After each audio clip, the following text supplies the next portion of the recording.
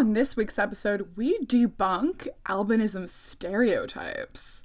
Yes, you've heard the word albino, and you might have heard many different stereotypes throughout your life, but we are going to go through all of them and tell you the real facts.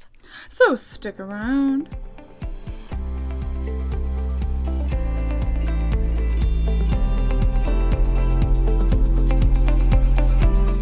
Hello, and welcome to Rare with Flair, The podcast where two 20-somethings with the same rare disease are living their best lives. I'm your host, Cassandra. And I'm your host, Casey.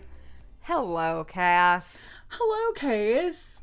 I actually have a little update for the pod audience. Ooh. I think I know what it is, and I'm excited. Oh, do you want to go ahead and guess? Could it be about your glasses? Yes, Yay! that's exactly what I was going to tell them. So if any of you heard our glasses episode we did a few weeks back, I was kind of saying I had recently got glasses, but I didn't know how I felt about them. I didn't know if they were worth it. I think I've decided they're worth it, and I have been wearing them everywhere I go out of my house, and I've been really liking them. I mean, there's still a bit of a love-hate relationship going on sometimes, but for the most part, it's love, and they're fun, and I like them. I'm so glad as a lifetime, pretty much, glasses wearer. I know that in that episode, which if you haven't heard it, you should go back and listen to it. But we kind of talk about how Case and I have different vision in a sense, and so I have a hard time understanding how it couldn't help, so it makes me happy knowing that when you are, outside of your house doing things that are further away from you, that it is a lot easier for you to see, and it cuts down on that eye strain. Ow. Yeah, cuts down on some of the eye strain for sure. Yeah, so I wanted to update you all on that, and do you have any other kind of updates, things to share, things to get out of the way before we get going? It's okay if you don't. You just ate a piece of cheese in front of me. I did just have a piece of cheese, and it looked delicious. Really good. It was a baby bell. I am a cheese fiend. So. I love cheese too, man. We both have an obsession with Cheez-Its, specifically white cheddar Cheez-Its. They are the best kind. And specifically in the bigger box. Yes. Because they taste different in the smaller box. The little box, like I know this too well, and I feel like Me I too. sound obsessed. It's but true. The 7-ounce box of Cheez-It is absolute trash. Don't buy it. They're like burnt. They taste like too crispy. I don't know. Yes. No. She's right. Like every time I've bought Cheez-Its at like a gas station and it's the small box, it's never quite done it for me. It's full of lies. But the bigger one, and I don't know how it is in the original flavor. We're talking about white cheddar here. That's the one I know and love. Yeah. So I'm convinced that they're made at different factories, and I will stand by that claim as long as I am proved otherwise. Someone has to explain the difference, because we've both noticed it at separate times. Like, we both knew about it before the other one ever even said it, and like, it's a real thing. Cheez-It needs to answer for their crimes. You would only know this if you're a Cheez-It connoisseur like ourselves. They need to answer for their crimes. Is that what you say? Yes. Sometimes we are on FaceTime when we do this, and sometimes there's a slight lag, and I hear what she said, like, after she said it. I swear, if you're ever listening to this pod and we, like, interrupt each other or we don't laugh at another's joke, most of the time it's because, like, it didn't come through or like, we didn't hear it quick enough or something. The internet is really strange. It is. But I'm excited for this ep. I am really excited. It's kind of juicy. It's kind of back to we kind of had a fun little Flair moment last time, and now we're getting back into more juicy. As you both know, we have a genetic condition called albinism. You said both. Wait, what? What? Did you say as you both know? Hello to our two listeners. I thought what I meant to say / what I thought I said was, as you know, we both have a genetic condition. Is that not what I said? I don't know. I thought I said we both have a genetic condition, but if I said as you both know, then clearly I'm letting everyone know we only have 2 listeners. I'm just kidding. We don't. We have more than that. We have more than that. I'm so sorry. I swear we have more. No, we do have more than 2 listeners, but to our moms who we know listen to this our regularly. Moms might be the first 2. So if I said that wrong, that was a good laugh. If I didn't, it was still a good laugh. But what I meant to say was, for those of you who know, we both have a genetic condition. Yeah, that's better. We both have a genetic condition called albinism. It is pronounced that way, not albinism. It is pronounced albinism. We have a rare type called Hermansky-Pudlak syndrome, as we've talked about many times. But the term albino, which I'm sure all of you are familiar with, that's where it comes from, is albinism. It's a kind of a slang term for albinism, albino. So we wanted to, like Cass said in the cold open, we want to debunk the myths of albinism right here, right now. There are so many. Oh my gosh, when we were like writing them down, there are just so many because it is a recognizable disorder.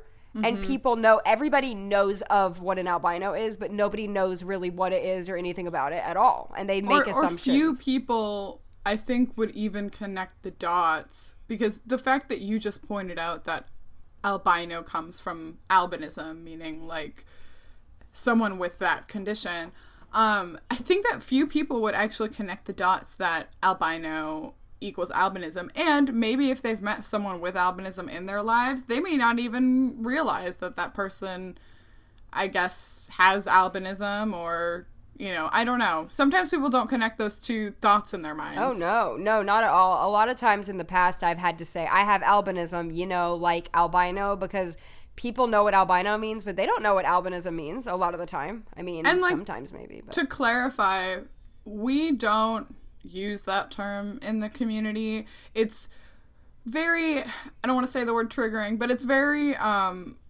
like hurtful to some people who have been bullied in their lives for having albinism, and it's honestly just easier to not use it. So it's not the preferred nomenclature. If you know someone with albinism, don't call them that. We talked about that in our words episode forever ago, I'm pretty sure. But usually you'll hear albino as referred to animals who have albinism. Yeah. And it really, and I mean, I completely agree with you that it's typically, if you're talking to someone with albinism, you shouldn't call them an albino without asking them if they are okay with that, because some people are. There are actually some people that really, really, I think, identify with the term albino, and they're fine with it, and they've called themselves that their whole life, and they're cool with it.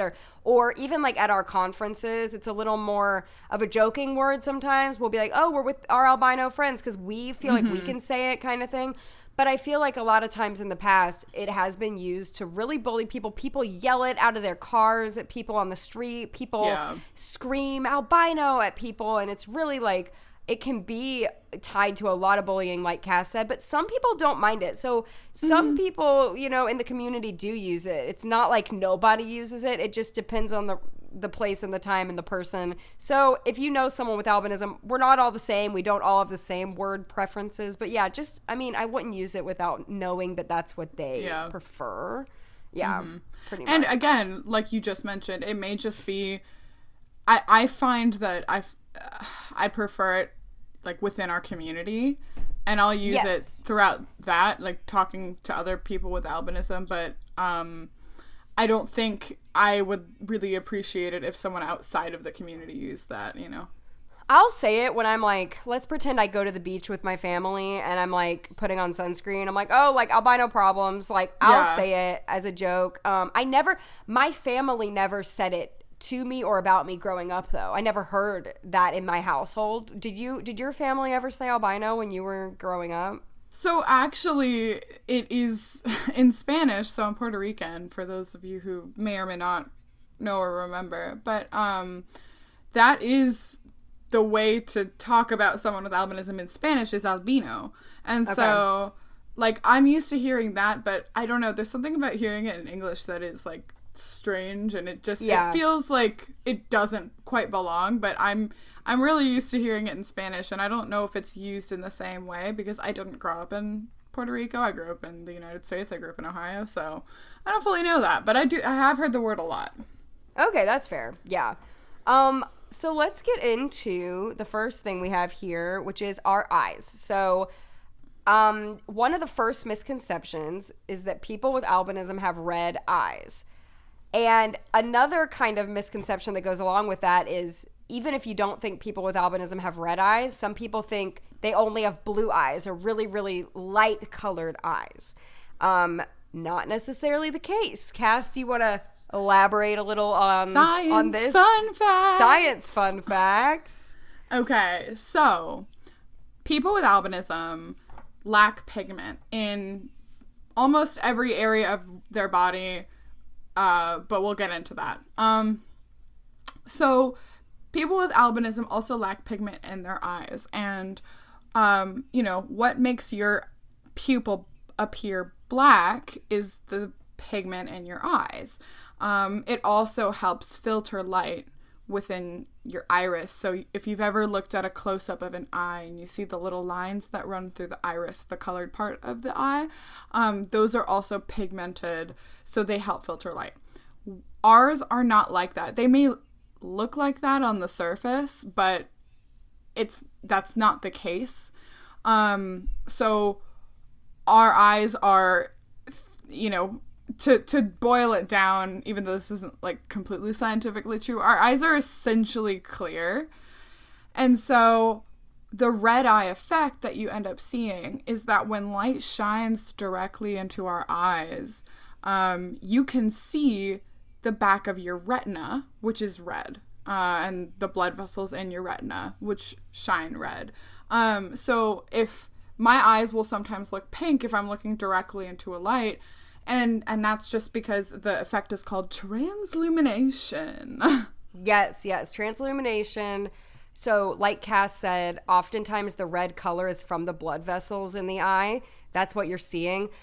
So actually, I have hazel eyes. My eyes are pretty dark for a person with albinism. I will say most people with albinism do have light colored eyes. That's kind of the general thing, but not necessarily. Cassandra and I, both having Hermansky-Pudlak syndrome, we do have some more pigment than the average person with albinism, and we will get into that a little more later. But one of the ways albinism is diagnosed is through shining a light in the eye at the eye doctor. There are a few other ways too, visual impairment, nystagmus. Mm-hmm. There are a lot of other things that go on with your eye. But so my eyes, in everyday life, my eyes appear fairly dark, actually. They appear a light brownish gold. But if you shine a light in them, it is very, very clear that they are not normal at all. Like if any kind of eye doctor shined a light in my eye, they'd be like, oh, she has a lack of pigment, she has albinism.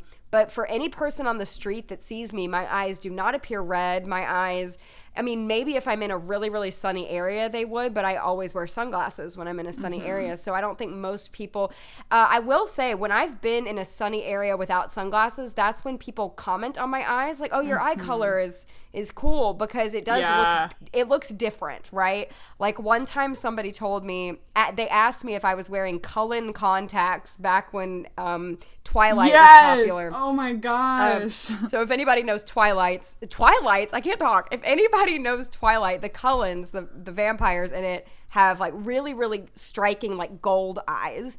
And I think like in everyday lighting, my eyes look super normal, but in that kind of lighting, they do look a little bit like, oh, something's going on. I feel like yours too. Yours are kind of almost have like a purpley gray look, right? In certain lighting. My eyes are normally pretty bluey gray. They're really light colored. They'll look a little bit darker if I am wearing contacts because my contacts are tinted, so they'll look more of a blue. But they are really light, and so I remember the same kinds of interactions with people. There was one time I was at a restaurant, so I wasn't even outside, but I was sitting and I looked up at the waiter, and he was standing like in front of a light, and so the light shone right into my eyes, and it hurts. Like when that happens, like it's painful. Yes, it hurts. Mm-hmm. But then people see, I don't know, the transillumination effect in our eyes, and he was like, wow, your eyes are like pink. They're really cool looking. Like I'm like, thanks. They're in pain, but thank you. And I will say most people with albinism, when we take pictures with flash photography, our eyes are bright red in every single picture. Oh my gosh, in every single picture. The good thing is that I think flashes have gotten a bit better. Do you remember, like, in the 2000s with the digital camera flash? It was brutal. Oh, brutal. No, yeah, you're right. It has gotten better. But I will also say, one time I was trying to get a passport made. And I, like, needed it. Yeah, you know where this is going. I needed it in, like, a time frame. You know, I needed it quickly. So I did it. I went. I got the picture professionally taken, mind you, at the place, right? And then, oh, that's a person calling me, and I didn't have my ringer off.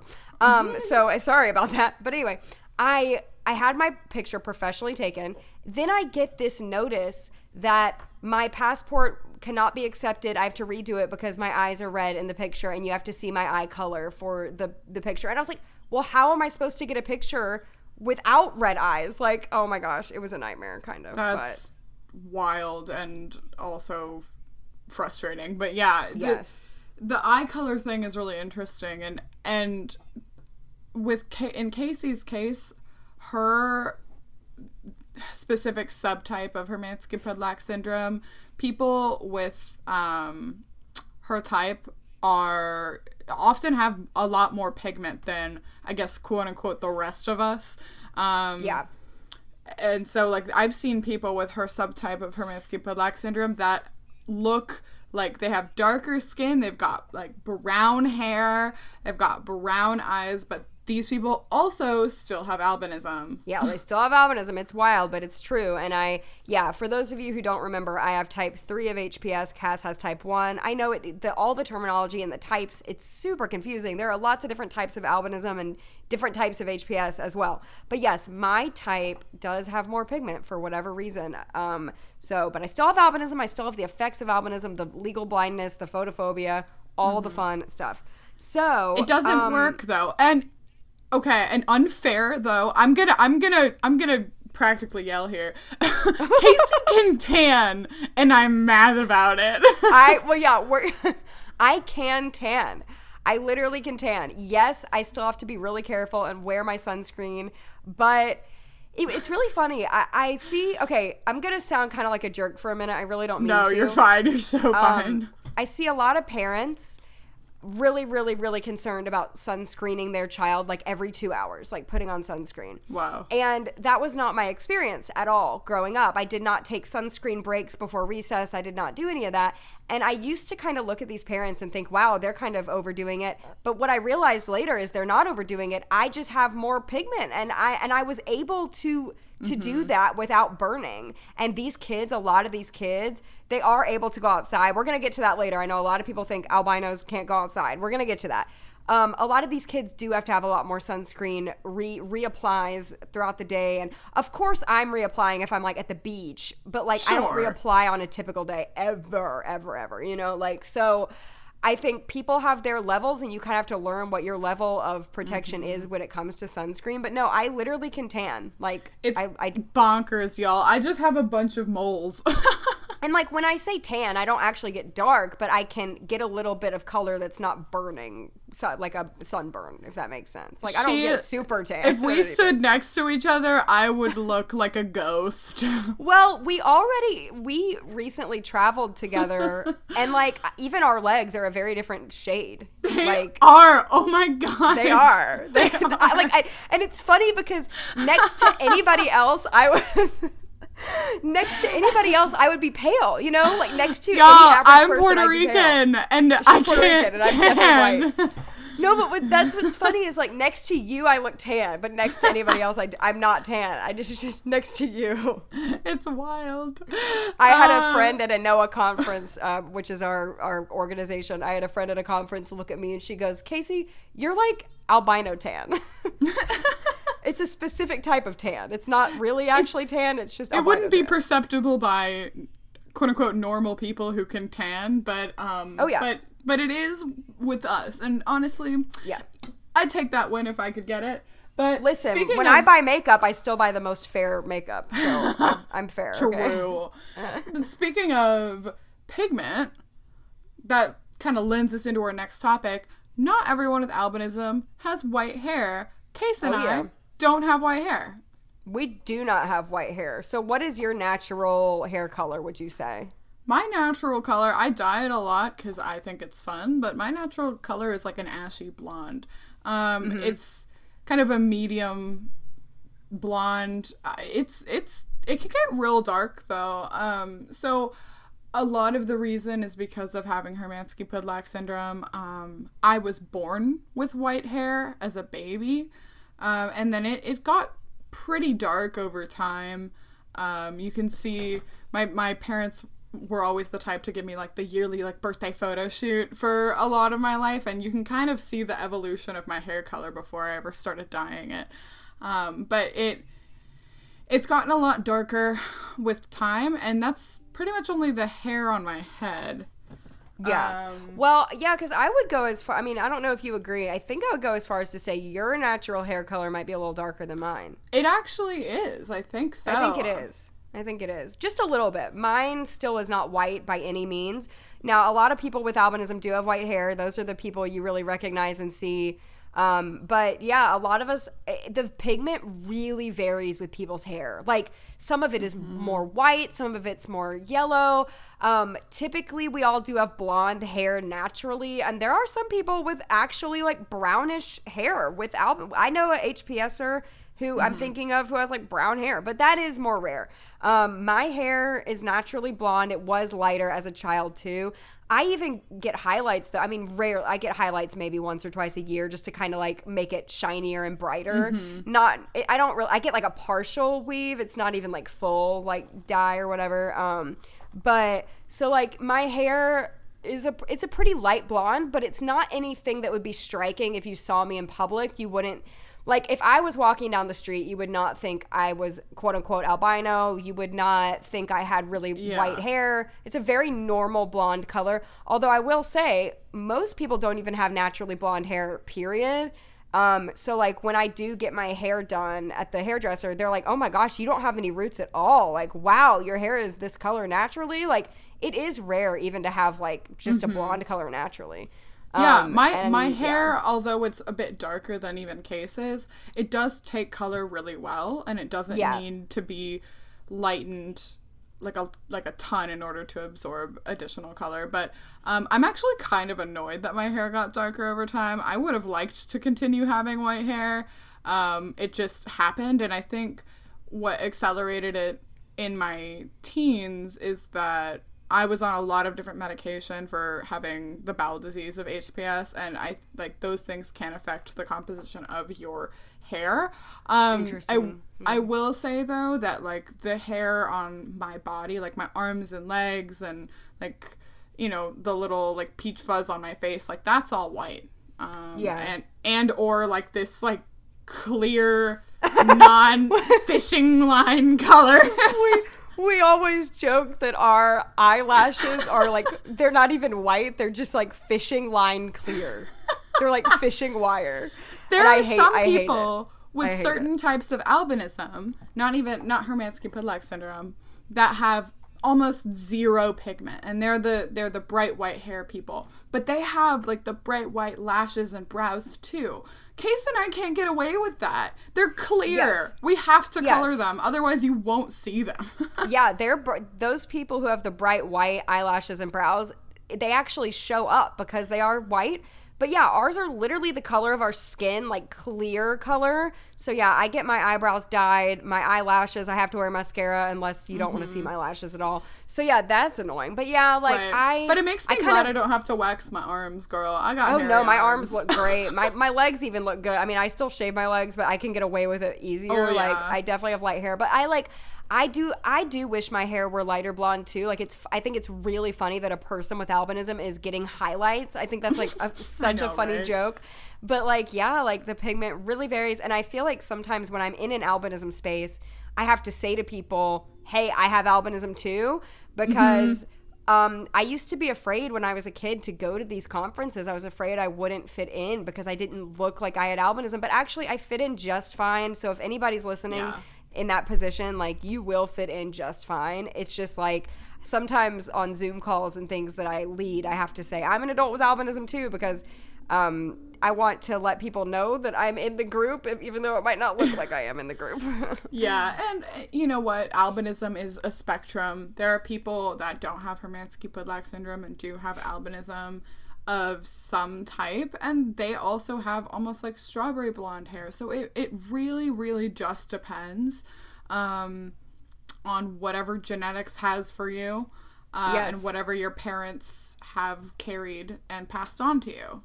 Yeah, and your level of pigment doesn't really make a difference in your eyes, your eye condition. Like I said, I still have extreme light sensitivity. I'm still kind of on the maybe middle to worse end of the vision spectrum.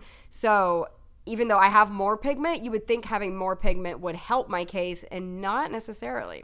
And vice versa. I know people who look quote unquote albino, but they can drive a car. Yeah, so. I know. Yeah, absolutely. It really, you would think it would make a difference, but like Cassandra said, my pigment is almost like artificial pigment. Like, it's there, but it's malfunctioning. It doesn't work right. So the next one is, like, speaking of visual impairments, the next stereotype or misconception we have is it comes with a visual impairment. I think so many people see quote-unquote albinos on the street. If we're ever using the term albino in this episode, it's because we're saying it in the way the general public would see it, right? So if someone sees an albino on the street, most people would not know that we all have a degree of visual impairment due to the lack of pigment, and we all also have nystagmus, which is involuntary eye movement of our eyes, and light sensitivity outside. I think I've run into so many people who don't know this, and unfortunately, I think when albinism is portrayed in the media, it's never mentioned. It's never mentioned. Physical. It's always just a physical trait. They're white. They can't go in the sun, period. That's it. There's no disability. And I think that's really hard because it does include a disability for the people whose vision is lower. And that's hard that people don't know that. Yeah. I mean, to be fair, as soon as we pick up our phones, y'all will find out that we're visually impaired. But, I mean, it's difficult because it's such a wide degree of vision, like we were saying before, and it's hard to, you cannot tell by looking at someone what level of visual impairment they have. So I don't know, if someone tells you, maybe believe them.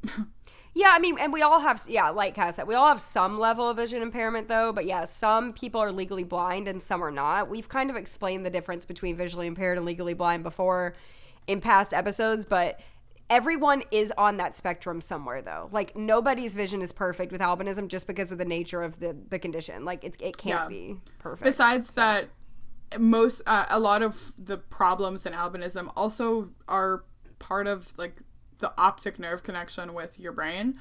And that just, like, can't even be fixed. And again, with varying degrees of severity. And your retina, too. Just a lot of things, that can't be like that. So another, I feel like Case can probably speak to this more, but some people think that white Caucasian people can't have albinism. And it's funny because I think the difference is more noticeable when you see a black person with albinism. They have a lot of characteristics of black people. But like, a white person with albinism just looks like a really pale person.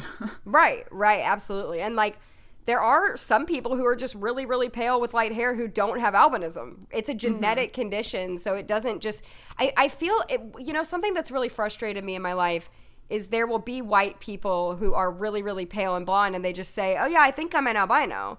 Yeah. And it's like, well, it's a genetic condition that affects your eyes and other things. And it's not just a definition of I'm pale, so I'm an albino. That's not, but like Cass said, a lot of people think white people can't be albino because, they already have less melanin, and they're already pale or whatever, and I kind of understand why that would be a misconception. Like, I kind of get it. But like I said, albinism is genetic. It is a genetic disorder that causes a lot of different things in the eyes and in everything like that. And so, like, that's what it is. So it happens. It is found in every race and ethnicity. It does not discriminate. And so, yeah, I'm white. I've never really had people say that directly to me, I don't think, but I've heard that is a thing that people think. So I don't know. And to be fair, it is a bit harder to tell if someone who is Caucasian or white has albinism. Oh, it's harder to diagnose for sure. Of course. And that is a little bit unfortunate. I know that some kids are born that are like fair and they have light hair and they're like towheads versus people with albinism, but I think the difference is usually seen in the fact of having a visual impairment. I'm Puerto Rican, so my parents have dark hair and darker skin, and so it's a little more obvious for me. But it is interesting. I look related enough to my family, but like not so much so that it looks like I have albinism. So I just joke that I look adopted, but my parents definitely had me. So like, I'm assuming, I don't know if we've ever really discussed this actually, but I think I'm assuming the second you were born, they were like, oh, albino baby. I mean, right? Pretty much. It was like before we even left the hospital, I'm pretty sure my parents got a diagnosis of albinism. It was fairly obvious. And it's so funny though. It's really, really strange being like, I don't know if a person of color is the right word even, but just non-white and having albinism. So I don't look like the rest of my family, where people will like not assume that we're together, or they think that my mom and I are like friends. Oh, wow. Yeah, it's really weird. Yeah. Or there was one time when I was in high school with my parents, so I was a minor, like I wasn't even an adult. We were at Disney World and we were getting on the bus and I had my cane with me, so I was getting on first and my parents were coming behind me and they stopped them and they were like, you can't get on now, it's not your turn. And I was like, they're my parents? Oh no. Oh no. See, I've never thought, I mean, I know you look different from your family, but because I know you and I've always known you had albinism, I just never like really even thought about it as much. But yeah, I mean, it makes sense. It makes sense. Like when I was born, obviously nothing looked wrong at all, and we all went home and had a dandy time for 2 months. And then when I was 2 months old, the doctor noticed my nystagmus, which is my involuntary eye movement, and he was like, that's not right. And that's when I got diagnosed, when I was 2 months old. But yeah, it is different, obviously, if you're a person of color, to have a baby with albinism. And I guess some white people, if you have one of the more common types of albinism, like OCA1, which is the white hair, maybe you could have a baby and like know immediately, but maybe, I don't know, maybe not. It depends. It comes with its own sets of disadvantages either way. Either you may not get diagnosed immediately, or you don't look like the rest of your family. I don't know. Yeah, and my family isn't even like dark haired. Like all my family is kind of lighter hair, or at least my mom and my sister dye their hair blonde. Sorry guys to like point it out like that. You just outed them. I do look like my family in that way. Okay. The next one. This goes without saying, but honestly not really. We don't have magical powers. Unfortunately, and we can link some organizations that raise money for helping people, but unfortunately, in certain parts of the world, like Tanzania, people are found and murdered, and their limbs are cut off and things because they have albinism, and certain like witch doctors and things think that people with albinism are magical and that their limbs are magical, and they go into people's houses and take their children, and it's really horrible. I think there's an organization called Under the Same Sun that helps to stop this, but I think in a lot of different folklore and a lot of different things, it talks about people with albinism being magical, and obviously not true. Yeah, I've done a lot of research on this, and it really is a humanitarian crisis. The UN has like spoken out against this years ago. I think it was back in 2013 when I was originally doing some research on this, and it is really horrifying. Not only are people like hunted and murdered, but they're also at significant disadvantages because generally in parts of the world and developing nations where this is usually going on, people don't have as much access to sunscreen and skincare. And so, they're at a significantly higher risk for developing skin cancers.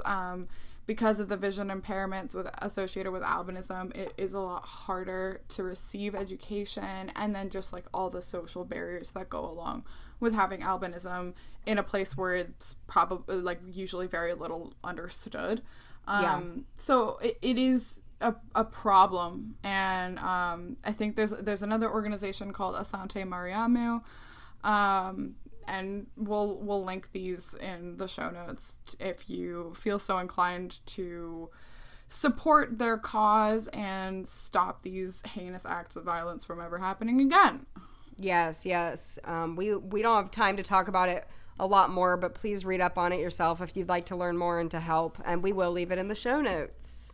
I do joke that I sparkle in the sun, though, because honestly, like, being so fair, every time I'm in the sun, I glow like reflective gear. Okay, so another Twilight reference? Are we just vampires, then? We must be. We must be. We can't go in the sun, but when we do, we sparkle and we have gold eyes, or I have gold eyes. Yeah. So together, basically, we I make have vampires. always wanted to be Alice Cullen. Like, if I were a Cullen, it's Alice 1000%. She's my girl. Anyway, not to get on it. But we can see ourselves in the mirror, so I think that debunks the vampire. You're right. thing. Dang it. Okay. I know, how rude. You do stay up like all night, though. That's another way you're a vampire. That's true. I do. So albinism is genetic, and that means that you can't develop albinism later in your life, nor can you catch it. It's not contagious. Yeah, it's not a disease. It's not, I mean, we do say we have a rare disease. That's because we have Hermansky-Pudlak syndrome, but that's also not contagious. You can't catch albinism. There are certain conditions out there where your melanin can start like disappearing or in patches on your skin and things like that. And that is not albinism. It's not related.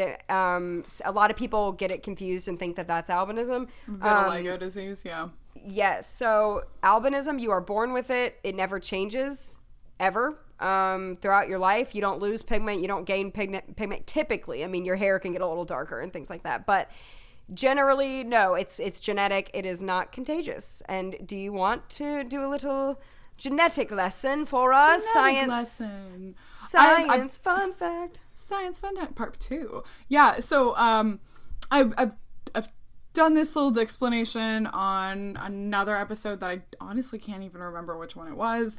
But albinism and also Hermansky-Pudlak syndrome, they work the same way.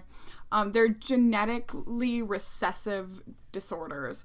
So if you ever did like 8th grade science or something, you learned about the Mendel's Punnett squares, where this scientist did a lot of experiments on pea plants. But anyway, so if both of your parents have to carry the same variant of the disorder or the disease or whatever it is that you will end up inheriting, and even then, there is a 25% chance that you will end up with that condition. There's a 50% chance that you will carry that condition and you could possibly pass it on to your child. And then there's another 25% chance that you won't carry the gene at all. So that is how that works. If you, as a person with that condition, have someone with your exact same type of that condition, you will have a child with that same condition. Because you both carry the trait and have the trait. But, you know, it is still rare that this kind of thing happens. Obviously, 25% chance isn't high. Right. So, and again, you know, if someone has, like, if someone carries HPS1 and someone carries HPS3, they aren't going to have a child with Hermansky-Pudlak syndrome because they don't have the same type. Correct. Thank you for the science fun fact. So the last thing is, guess what, guys?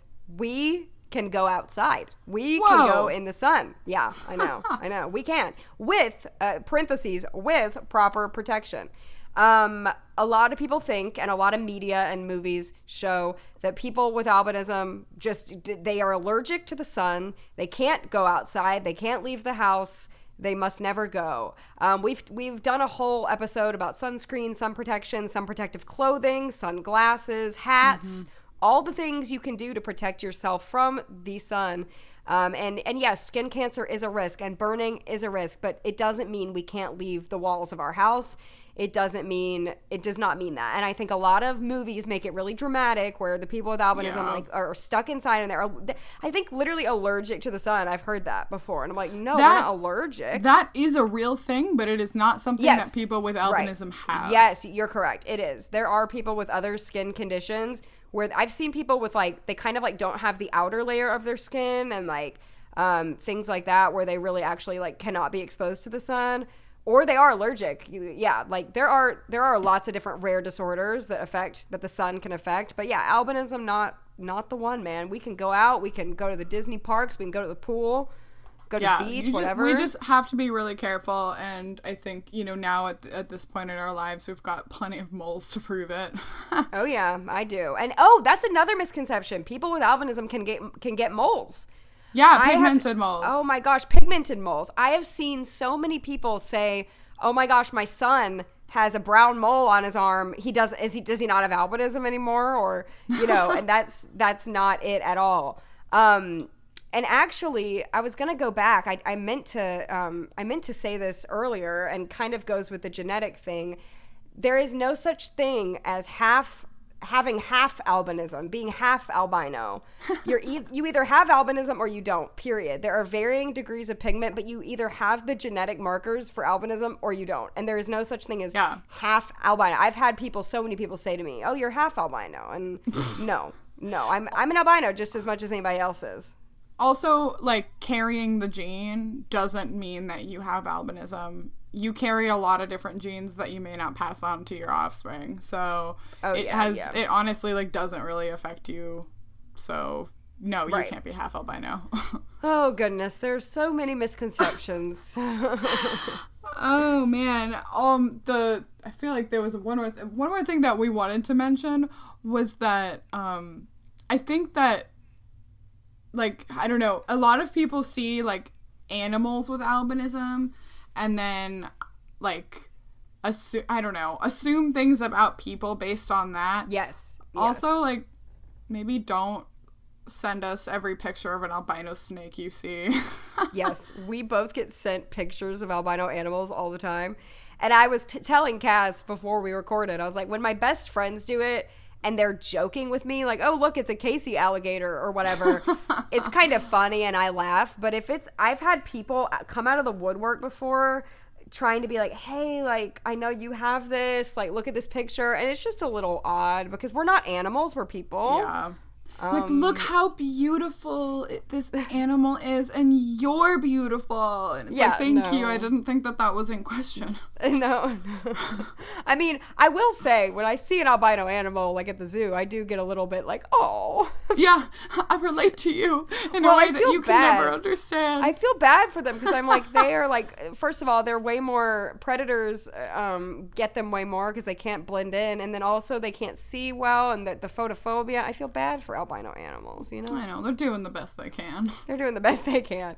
And the last thing we were going to kind of talk about is albinism in the media. I think it's been really horribly represented for many, many, many years. I think most of the time people with albinism are played by regular people who spray their hair white and then act albino and wear red contacts.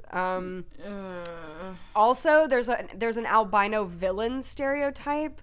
A lot of movies have albino villains, and I was really glad, even though Elsa doesn't have albinism, I was really glad when she came into the mix because she actually was a positive view of a person with really white hair and light skin.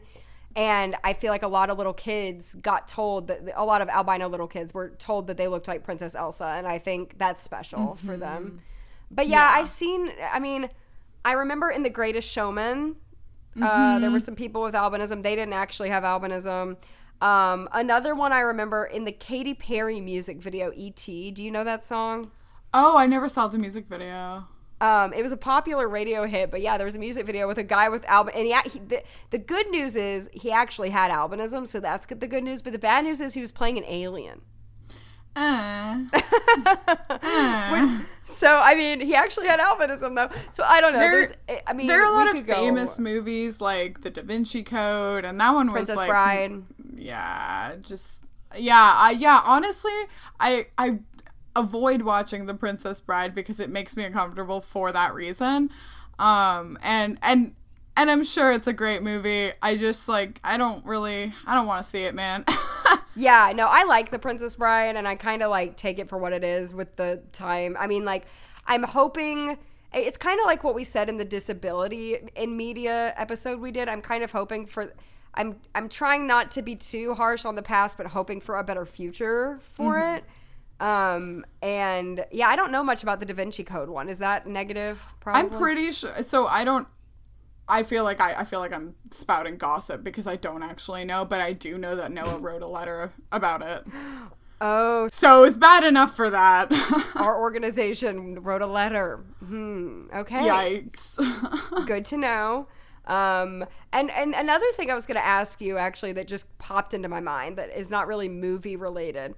How do you feel when you're with people and they say, "Oh, I'm so pale, I'm like an albino"? I hate that. I honestly think it's... hate it. I think it's pretty offensive because they have no idea what they're talking about, and I'm also standing right there, and usually they don't know that it's a wrong thing. So I don't think it's meant maliciously, but I think that's problematic because, these are our, lives. And they're reduced to, a negative view of yourself because you're pale. I was going to say, it's not meant to be malicious, but it's always said in a negative way. It's like, I'm so albino. Ew. Ew, I look like an albino. As if we look so ugly. Yeah, and disgusting because we're pale. And then I'm standing right there and they don't know that I'm an albino. And then it's super awkward because I'm I actually am an albino.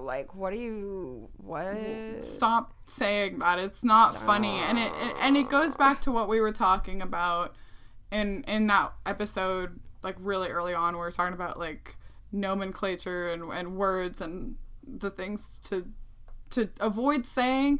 And it's just best practice to not reduce an entire diagnosis or disability to just one trait. When people want to color code things and they say they're OCD about it, there's no need. There's no need. We don't need to do that. Throwing in another one of my diagnoses that has major stereotypes associated with it. Okay, yeah, that it's a lot. It's a lot. But I think we could keep going about that, but we have Okay, so what we're gonna do for this game, we each have 2 words written down, and the other one doesn't know the word. So I'm gonna give Cass a word, and the very first story or significance in her life that pops up, she's gonna say, and vice versa. I hope I'm ready. I hope you're ready too. Are you ready for this? Okay. The first one for you is camp or camping. Okay, I hate camping. Okay. So, a lot. Camp. Did you ever go to summer camp? Any kind of camp? Yes. Okay. So, no, actually, I have been camping before, and this is what I first thought of. Us. And it's where I decided I don't like to camp. So, when I was in high school, I used to run cross country. And every year there was kind of the annual camping trip, and it was sometime in late September, I think.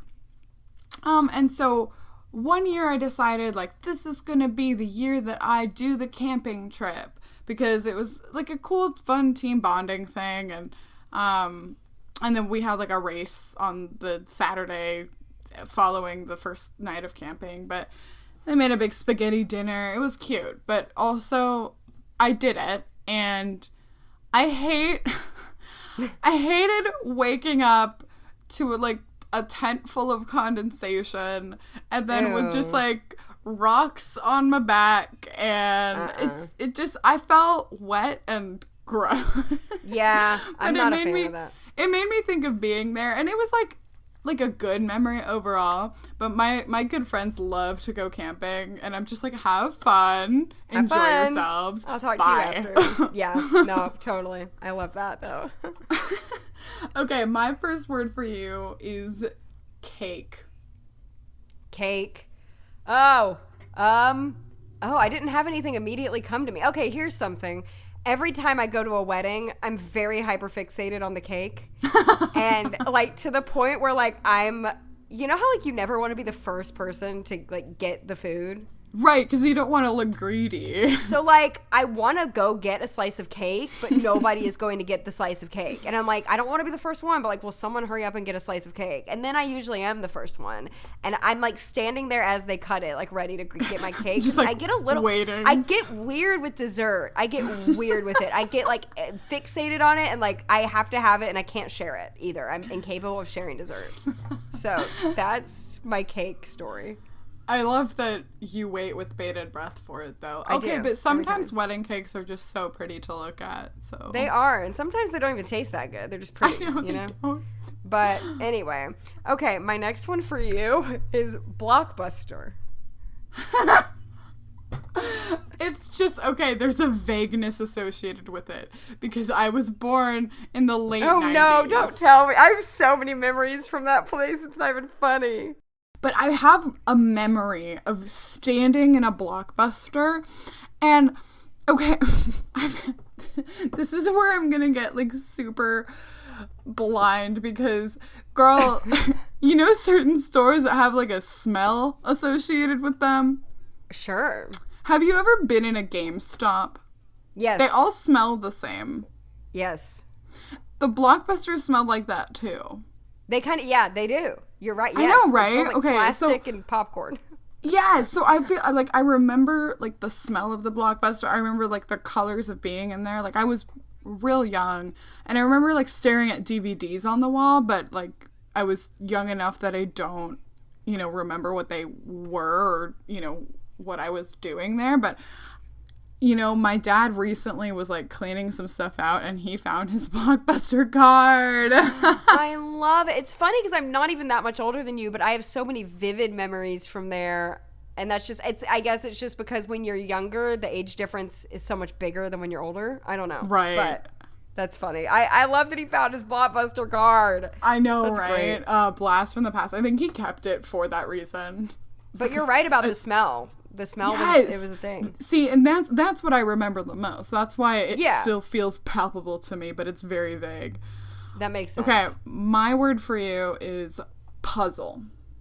Puzzle. I don't have a specific story, but I will say... I picked the worst words.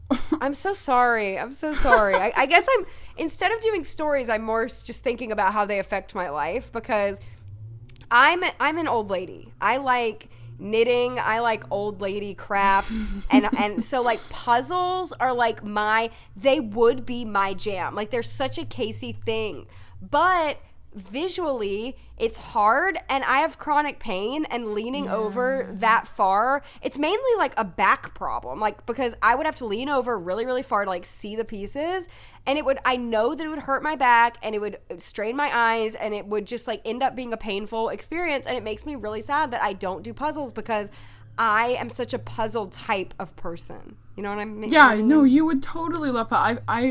I tried them. I tried them during like the heat of the pandemic, because it felt like a nice activity to pass the time.